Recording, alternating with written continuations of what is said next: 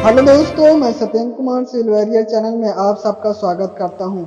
आज हम building construction के जो थर्ड सेमेस्टर का एक सब्जेक्ट है, इसका पहला लेसन इंट्रोडक्शन का लेक्चर नंबर 1 में स्टडी करेंगे। भवन, बिल्डिंग और उपयोग के आधार पर भवनों का वर्गीकरण। लेसन नंबर 1 इंट्रोडक्शन है। इंट्रोडक्शन के में आज हम आपको बिल्डिंग और उपयोग के आधार पे भवनों का वर्गीकरण, कुल मिला के भवन तथा भवन का वर्गीकरण के बारे में स्टडी करेंगे। इसके पहले हमने लेक्चर में कैसे पेपर आता है और उसका सिलेबस के बारे में बताए थे। तो सबसे पहला लेसन है हमारा इंट्रोडक्शन। इसका आज हम चैप्टर स्टार्ट करते हैं। तो सबसे पहले हेडिंग हम पढ़ेंगे आज बिल्डिंग, और फिर उसके बाद उपयोग के आधार पर भवनों का वर्गीकरण, classification of building based on occupancy पर एनबी कोड। तो राष्ट्रीय भवन संहिता, पहला राष्ट्रीय भवन संहिता national building code NB code के अनुसार भवनों का वर्गीकरण 9 भागों में किया गया है। इन्हें क्रमशः A B C D E F G H I नाम दिया गया है। पहला है वर्ग ए में आवासीय भवन, और दूसरा वर्ग बी में है शैक्षणिक भवन, और वर्ग सी में है संस्थागत भवन, और चौथा है वर्ग डी में सभा भवन, और वर्ग ई में व्यावसायिक भवन, वर्ग एफ में वाणिज्यिक भवन, और वर्ग जी में औद्योगिक भवन, वर्ग एच में भंडारण भवन, वर्ग आई में जोखिम भवन। तो कुल मिला के इतने प्रकार वर्ग आई, और वर्ग आई तक हम इसका विस्तार से जानेंगे। कौन कौन है हमने बताया है कि सबसे पहले आवासीय है, शैक्षणिक है, संस्थागत है, सभा भवन है, व्यावसायिक है, वाणिज्यिक है, और औद्योगिक और भंडारण है, जोखिम युक्त भवन है। तो हम स्टार्ट करते हैं विस्तार से। सबसे पहले भवन के बारे में जानेंगे, भवन क्या होता है, फिर उसके उपयोग का विस्तार और उसके वर्गीकरण के बारे में विस्तार से जानेंगे। अब हम बात करेंगे भवन, बिल्डिंग क्या होता है, इसके बारे में जानेंगे। तो सभी लोग लगभग सभी लोग जानते ही रहते हैं कि भवन क्या होता है, मगर हम किताब के अनुसार नहीं, परिभाषा के अनुसार हमको उसमें लिखना रहता है। आप ऐसे थोड़ी लिख देते हैं कि चारों तरफ से घिरा हुआ को मकान कहते हैं, नहीं, इसके अनुसार जो किताब की परिभाषा कहेगी हम उसके अनुसार बताएंगे। तो किताब की परिभाषा के अनुसार होता है, तो देखिए थोड़ा इंट्रो ऐसे देते हैं। मानव की 3 मूलभूत आवश्यकताएं होती है, जो निम्न होती है: रोटी, कपड़ा, मकान। ठीक है, तो मानव की 3 अवस्थाएं होती हैं, रोटी, कपड़ा, मकान। मगर इस हम पूरे सब्जेक्ट में मकान के बारे में ही चर्चा करेंगे। मकान क्या होता है, मकान कैसे बनाया जाता है, मकान को बनाने की विधि, मकान को यानी उसमें जो लग जाता है, सीलन लग जाता है, और अन्य प्रकार के उससे नष्ट होने से बचाने के उपाय इत्यादि के बारे में, इस पूरे सब्जेक्ट के बारे में हम पढ़ेंगे। तो सबसे पहले हम जानते हैं कि मकान आखिर होता क्या है। तो मकान होता है वातावरणीय प्रभाव, जैसे धूप, वर्षा, ठंड, आंधी, गर्मी एवं जंगली जीव जंतुओं के प्रभाव से बचने के लिए बनाया गया आश्रय, जहां वह अपने परिवार के साथ सुख चैन से रह सके। इस प्रकार के अस्थायी आश्रय को भवन, बिल्डिंग कहते हैं। तो परिभाषा हमारी कहती है वातावरणीय प्रभाव। वातावरणीय प्रभाव मतलब जैसे धूप है, धूप कब लगती है? धूप गर्मी के दिनों में लगती है। वर्षा कब होगी? वर्षा ऋतु में होगी। और ठंड के मौसम होगी। आंधी जब गर्मी में आती है। आंधी, गर्मी एवं जंगली जीव जंतुओं के बचने के लिए बनाए गए। किससे बचने के लिए? जंगली जीव जंतुओं से, आंधी, तूफान, वर्षा इत्यादि से बनाया गया आश्रय मतलब होता है रहने का स्थान, वह जहाँ फिर वह अपने परिवार के साथ सुख चैन से रह सके, मतलब आराम से। जब ये सब हो, आंधी, तूफान और जंगली जीव जंतु उनको नष्ट यानी उसको नष्ट होने से बचाए, तो उनको नष्ट करना चाहे, तब उस पर बेचैन होकर बिना यानी उसके चिंता करे हुए उसमें रह सके। मतलब आंधी आए या तूफान आए या फिर बरसात हो, उससे ज्यादा इफेक्ट ना पड़े, उस पर इफेक्ट ना पड़े कि चिंता कि भाई हम भीग जाएंगे, आंधी आएगी तो हमको दिक्कत आ जाएगी, वर्षा होगी तो दिक्कत आ जाएगी। तो उन सब से दूर होकर रहने के अनुसार सुख चैन से रह सके, इस प्रकार के अस्थायी आश्रय को देखिए। ये है सबसे पहले है अस्थायी आश्रय है। अस्थाई आश्रय को भवन कहते हैं। मतलब टिकाऊ रहता है, एक ही स्थान पे रहता है। ऐसा नहीं है कि आज यहाँ है तो कल दूसरे स्थान पे, कल तीसरे स्थान पे, नहीं, अस्थाई नहीं रहता है। अस्थाई, अस्थाई, अस्थाई नहीं तो अस्थाई और अस्थाई किसे कहते हैं ये आप जान लीजिए। अस्थाई वो होता है जो चलता रहता है। मान लीजिए आज इस स्थान पे, आज उस। अस्थाई जो एक स्थान पे रहता है उसे अस्थाई। तो अस्थाई, अस्थाई आश्रय को भवन कहते हैं। अब ये हो गया हमारे व्यवहारिक भाषा में। अब इसको हम दूसरी परिभाषा के अनुसार देखते हैं। दूसरी परिभाषा के अनुसार देखते हैं, एक ऐसी संरचना जो इसमें रहने वाले उनके सामानों को प्राकृतिक तत्वों जैसे धूप, वर्षा, सर्दी, आंधी, जीव जंतु व चोर से सुरक्षा प्रदान करता है, भवन कहलाता है। तो भवन क्या कहते हैं? एक प्रकार की संरचना होती है, परिभाषा के अनुसार एक प्रकार की संरचना होती है जो उसमें रहता है उसके सामान, और उसको जो उसमें रहता है उसके सामानों की रक्षा, और उसको आंधी, तूफान, वर्षा और जीव जंतुओं से रक्षा करता है या रक्षा प्रदान करता है, उसे भवन कहते हैं। तो उम्मीद करते हैं हम भवन क्या होता है, भवन की परिभाषा में क्या लिखना होगा, आपको उम्मीद करते हैं समझ में आ गया हो। तो अब अगला टॉपिक हम बात करेंगे, अगला टॉपिक बात करेंगे उपयोग के आधार पे भवनों का वर्गीकरण। किस पे? उपयोग के आधार पे। देखिए किताबों में और किसी और आधार पे दिया गया, 3 आधार पे दिया गया, मगर इम्पोर्टेंट जो है वो उपयोग के आधार पे सिलेबस में भी है, बीटी बोर्ड सिलेबस में भी है, और हर साल लगभग यही पूछता था। इस साल यही पूछा था, उपयोग के आधार पे भवनों का वर्गीकरण 5 नंबर में पूछा था। तो आप ये समझ लीजिए कि ये क्वेश्चन कितना इम्पोर्टेंट है, क्योंकि ये हर साल लगभग का हर साल आता है। तो बात करते हैं उपयोग के आधार पे भवनों का वर्गीकरण। तो उपयोग के आधार पे भवनों का वर्गीकरण, classification of building based on occupancy as पर एनबी कोड। तो हम आपको सोच रहे हैं कि जो आपके पेपर में आया था ये क्वेश्चन दिखा देते हैं, तो दिखाते हैं हम आपको ये क्वेश्चन कितने नंबर और कितने आया था।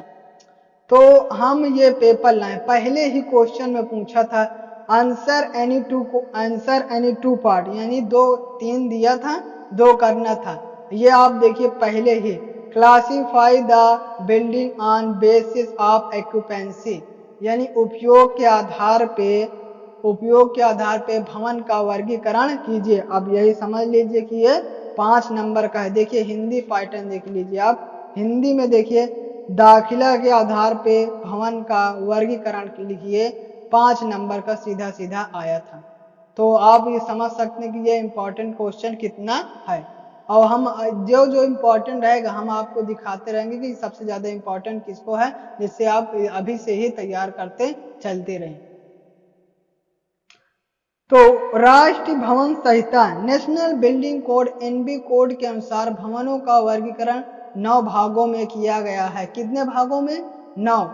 राष्ट्रीय भवन संहिता national building code NB code के अनुसार भवनों को 9 भागों में वर्गीकृत किया, जिन्हें क्रमशः ABCDEFGHI नाम दिया गया। कितना? ABCDEFGHI, आई ए से लेकर आई तक नाम दिया गया। कितने भागों में बांटा गया है? 9 भागों में। पहला भाग है वर्ग ए, आवासीय, ठीक है, पहला है आवासीय, दूसरा है शैक्षणिक, तीसरा संस्थागत, चौथा है सभा भवन, और 5वां है व्यावसायिक, और 6ठा नंबर पे है वाणिज्यिक। वर्ग एफ में वाणिज्य है, और वर्ग जी में औद्योगिक है, और वर्ग एच में भंडारण भवन, और वर्ग आई में जोखिम युक्त भवन है। ठीक है, कुल मिला के 9 भागों में बांटा गया है। हर भाग ए से आई तक है। ठीक है, ए में अलग नाम है, बी में अलग नाम है। हमने बताया कि ए में जैसे आवासीय है, बी में शैक्षणिक है, सी में संस्थागत है, और डी में सभा भवन है, वर्ग ई में व्यवसायिक भवन, और एफ में वाणिज्यिक है, और जी में औद्योगिक है, और एच में भंडारण भवन, और आई में जोखिम युक्त भवन है। अब हम यही जितने प्रकार हमने बताया है, वर्ग ए, वर्ग बी, वर्ग सी, इन्हीं का विस्तार से जानेंगे कि आवासीय भवन आखिर क्या होता है।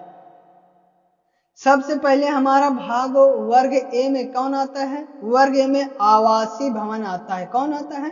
आवासीय भवन, रेजिडेंशियल बिल्डिंग्स। तो इसके बारे में जानेंगे, आवासीय भवन किसे कहते हैं।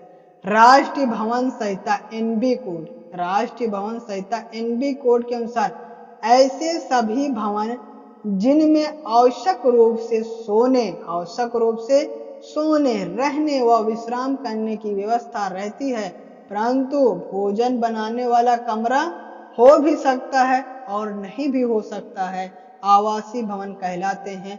ये 5 प्रकार के होते हैं। ठीक है, हम पहला ही वर्ग ए में बात कर रहे हैं। वर्ग ए में आवासीय भवन होता है। ठीक है, आवासीय भवन के अंतर्गत होता क्या है? आवासीय भवन एनबी कोड के अनुसार, हम किसकी परिभाषा के अनुसार बता रहे? हम राष्ट्रीय भवन संहिता एनबी कोड के अनुसार ऐसे भवन जिसमें आवश्यक रूप से किसके आवश्यक रूप से सोने, रहने एवं विश्राम करने की व्यवस्था, सोने, रहने एवं विश्राम करने की व्यवस्था रहती है, परंतु भोजन बनाने वाला कमरा हो भी सकता है और नहीं भी हो सकता है, आवासीय भवन कहलाते हैं।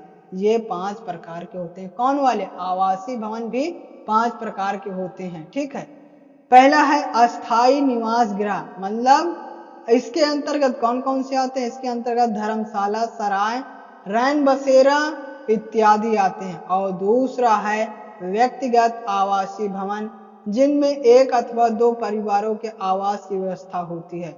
और तीसरा है डोरमेट्री, ऐसी व्यवस्था जहां कई व्यक्ति एक साथ रह सकते हैं।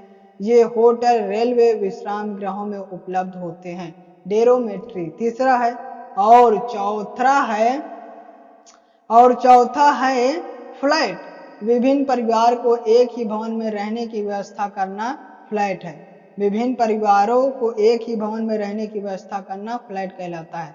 और 5वां है होटल, ऐसी व्यवस्था जहां 15 से अधिक, कितने? 15 से अधिक लोगों के रहने की व्यवस्था होती है, होटल कहलाते हैं।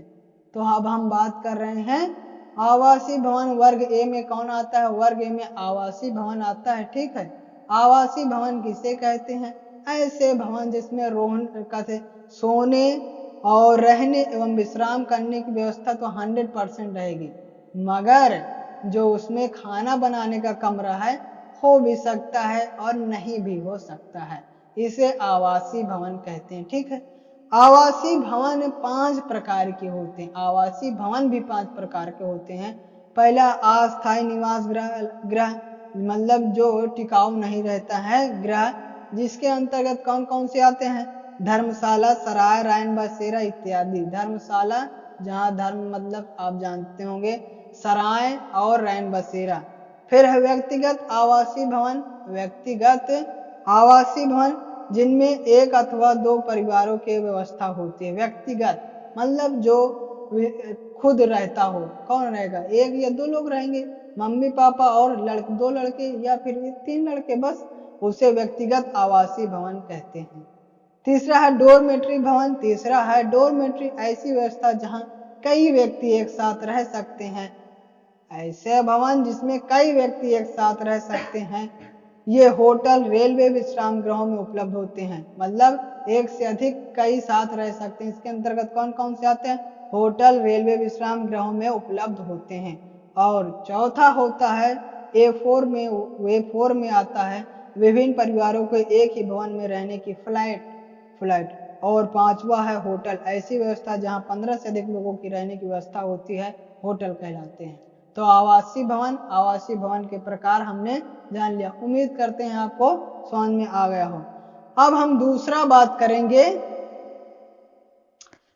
बात करेंगे दूसरा वर्ग बी में शैक्षणिक भवन, एजुकेशनल बिल्डिंग क्या होती है। आप जान ही गए हो कि हेडिंग से ही शैक्षणिक मतलब होता है जहां शिक्षा संबंधित कार्य किया जाता है। तो यही बात है, ऐसे सभी भवन जहां से शिक्षण संबंधित कार्य संपादित किया जाता है। किससे? शिक्षण संबंधित कार्य संपादित किया जाता है, शैक्षणिक भवन कहलाते हैं। इन भवनों में पाठशाला, नर्सरी, स्कूल, विद्यालय, कॉलेज, विश्वविद्यालय इत्यादि के भवन आते हैं। समान रूप से व्याख्यान कक्ष, प्रयोगशाला, पुस्तकालय आदि बनाए जाते हैं। तो आप समझ गए कि शैक्षणिक भवन क्या होता है। ऐसे भवन जिसमें शिक्षा संबंधित कार्य संपादित किए जाते हैं शैक्षणिक भवन कहलाते हैं। इसके अंतर्गत क्या आएगा? अरे इसके अंतर्गत विश्वविद्यालय आएगा और विद्यालय आएगा, कॉलेज आएगा, इत्यादि आएगा। तो दूसरा नंबर हमने शैक्षणिक भवन के बारे में, एजुकेशनल बिल्डिंग के बारे में जाना। अब हम तीसरा जानेंगे। तीसरे नंबर पे है हमारा संस्थागत भवन, ऑर्गेनाइजेशन बिल्डिंग्स क्या होता है। वर्ग सी के बारे में हमने चर्चा कर रहे हैं, जिसके पहले वर्ग ए वर्ग बी में चर्चा कर चुके हैं। वर्ग ए में आवासीय आता है, ठीक है, और वर्ग बी में शैक्षणिक आता है और वर्ग सी में संस्थागत आता है। तो इसके बारे में जानते हैं। इस वर्ग में विभिन्न संस्थाओं के भवन आते हैं। ये निम्न उपवर्गों में बांटा गया है। इसको भी देखिए बांटा गया है। संस्थागत भवन को भी उपवर्गों में बांटा गया है। पहला है चिकित्सालय, C1 चिकित्सालय नर्सिंग होम। फिर दूसरे में है अनाथालय, वृद्ध एवं अपंगों के आश्रय। और तीसरा है नारी मुक्ति केंद्र, बंदी गृह, जेल, पाठशाला, पागल खाना आदि। ठीक है, नारी मुक्ति केंद्र, बंदी गृह, जेल और पागल खाना आदि। तो इस प्रकार हमने वर्ग सी संस्थागत भवन के बारे में जाना। अब हम अगला बात करेंगे वर्ग डी सभा भवन, असेंबली बिल्डिंग के बारे में। असेंबली भवन क्या होता है? वर्ग डी होता है असेंबली भवन, ऐसे भवन जहां से सामाजिक, धार्मिक, मनोरंजन कार्य आदि संपन्न होते हैं। इन भवनों में लोग इन कार्यों के लिए एकत्र होते हैं। इस वर्ग में मंदिर, मस्जिद, गुरुद्वारा, गिरजाघर, सिनेमाघर, नाचघर, स्टेडियम, क्लब आते हैं। तो सभा भवन क्या होता है? ऐसा भवन जहां से सामाजिक, धार्मिक, मनोरंजन कार्य आदि संपन्न होते हैं। इन भवनों में लोग इन कार्यों के लिए एकत्र होते हैं। इन वर्ग में मंदिर, मस्जिद, गुरुद्वारा, गिरजाघर, सिनेमाघर, नाचघर, स्टेडियम, क्लब आदि हैं। अब हम बात करेंगे पांचवा व्यावसायिक भवन, कमर्शियल बिल्डिंग्स क्या होता है। तो अब हम बात करेंगे वर्ग ई में व्यावसायिक भवन, कमर्शियल बिल्डिंग क्या होता है। ऐसे भवन जहां से व्यावसायिक कार्य किए जाते हैं व्यावसायिक भवन कहलाते हैं। इनमें बैंक, डाकघरों के नर्सिंग होम, वकीलों के चैम्बर, कंपनियों के कार्यालय आते हैं। व्यावसायिक भवन क्या होते हैं? ऐसे भवन जहां से व्यावसायिक कार्य किए जाते हैं व्यावसायिक भवन कहलाते हैं। इनमें बैंक, डाकघर के नर्सिंग होम, वकीलों के चैम्बर, कंपनियों कार्यालय आदि आते हैं। उम्मीद करते हैं आपको व्यावसायिक भवन के बारे में समझ में आ गया है। और अब हम बात करेंगे छठे नंबर पे है वाणिज्यिक भवन, ट्रेड बिल्डिंग्स। ऐसे भवन जहां से उत्पादित वस्तुओं को बेचा जाता है वाणिज्यिक भवन कहलाता है। इनमें दुकानें, स्टोर, शोरूम आते हैं। तो 6 नंबर तक हमने जान लिया। अब हम बात करेंगे 7वें नंबर पे। 7वें पे है औद्योगिक भवन। ऐसे भवन जहां से वस्तुओं का उत्पादन किया जाता है औद्योगिक भवन कहलाता है। जैसे मिल, फैक्ट्री, वर्कशॉप, कारखाना आदि। मिल, फैक्ट्री, वर्कशॉप, कारखाना आदि आते हैं औद्योगिक भवन के अंतर्गत। अब हम बात करेंगे वर्ग एच में भंडारण भवन, स्टोरेज बिल्डिंग क्या होता है। ऐसे भवन जहां वस्तुओं को तैयार करने वाला कच्चा सामान रखा जाता है एवं उनमें तैयार वस्तुओं को रखा जाता है। इस प्रकार के भवन भंडारण भवन कहलाते हैं। गोदाम, वेयर हाउस, कोल्ड स्टोरेज, खाद्य, अन्न गृह आदि आते हैं। भंडारण भवन, स्टोरेज बिल्डिंग क्या होता है? ऐसे भवन जहां वस्तुओं को तैयार करने वाला कच्चा सामान रखा जाता है एवं उनमें तैयार वस्तुओं को रखा जाता है। इस प्रकार के भवन भंडारण कहलाते हैं। गोदाम, वेयर हाउस और कोल्ड स्टोरेज, खाद्य, अन्न गृह आदि आते हैं। अब हम आखिरी बात करेंगे वर्ग आई में जोखिम युक्त भवन। आखिरी है वर्ग आई में जोखिम युक्त भवन। ऐसे भवन जहां ज्वलनशील पदार्थों एवं स्वास्थ्य के लिए हानिकारक पदार्थों का उत्पादन एवं भंडारण किया जाता है जोखिम वाले भवन कहलाते हैं।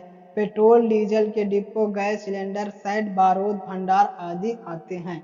ऐसे भवन जहां ज्वलनशील पदार्थों एवं स्वास्थ्य के लिए हानिकारक पदार्थों का उत्पादन एवं भंडारण किया जाता है जोखिम वाले भवन कहलाते हैं। पेट्रोल डीजल के डिपो, गैस सिलेंडर और शैड बारूद भंडार आदि आते हैं।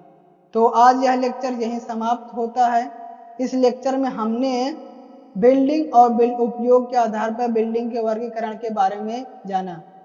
तो यदि यह लेक्चर आपको अच्छा लगा हो तो लाइक कर दीजिए, सब्सक्राइब कर दीजिए, दोस्तों को भी शेयर कर दीजिए, क्योंकि उनको भी थोड़ा हेल्प मिल जाए। आप लोग अकेले ही ना फायदा उठाते रहिए। और बेल आइकन के ऑल पे क्लिक कर दीजिए, जिससे कोई भी हम वीडियो आप डालें तो सबसे पहले आपको नोटिफिकेशन मिल जाए और जिससे आप अपनी स्टडी चालू करते रहें। Thank you for watching.